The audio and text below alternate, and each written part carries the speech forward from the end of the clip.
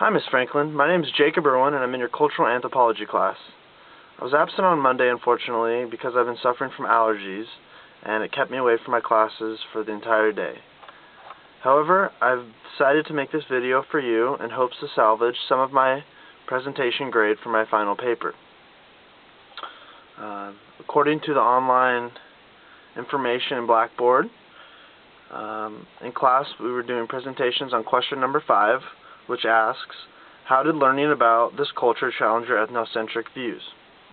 Well, firstly, I did my culture study on the Scottish Crofters in the Scotland Highlands in the Outer Island region. And what I found out is that they have been established for a very long time and have a deep-rooted cultural identity and a language referred to as Gaelic. Compared to some of my American ethnocentric views, mostly what I discovered similar to American and Scottish crofting societies is that we share a commonality. This commonality is the human race's goal to utilize the resources in the region and to survive based off those resources. In America, we often involve ourselves in conspicuous consumption. Mr. Veblen is quoted saying, and some of that is rooted in my own enculturation in America. Some of this egotistical, individualistic mentality. But when we look at the Scottish crofters in Scotland, we discover a strong form of groupism and a unique means of subsistence. Back to the commonality, I feel that despite America's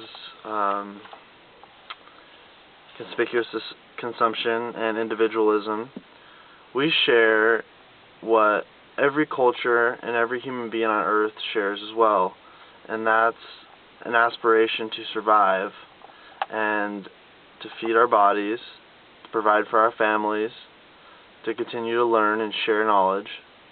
And in that sense, America is no different than any other culture around the world. We may be better in some aspects, we may be worse in some aspects, but at the deep-seated root of the issue, we're all here to survive. We're all here to use the means necessary. In America, we look at services, the manufacturing of goods and products. But in Scotland, they look at farming and agriculture and tweed, hand-woven crafts to sustain themselves. They're simply using the natural resources and the tools that their culture and groups have come to rely upon to survive. In America, we're very similar in that we use our strengths and talents to survive. After doing this ethnic study, I found that America really is no better or no worse off than any other culture on the world.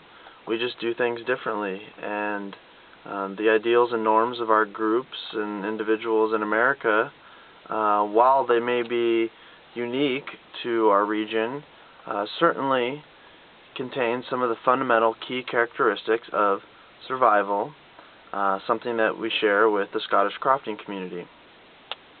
The last note that I'll mention is that the Scottish crofting community has a long-standing tradition and deep origin of roots of language in their history, something that in America we cannot really say that we have. We share language based off old cultures in Europe and Roman and Latin and Greek languages. But in Scotland, they have formed an identity of their own. It's been their group's means of subsistence to their region, and they've been very effective at overcoming environmental and political challenges over the centuries. I think that about wraps up the question for number 5. I had a great time doing my research on Scottish crofting, and I'll submit my paper to you today as well. Thank you, Ms. Franklin. Goodbye.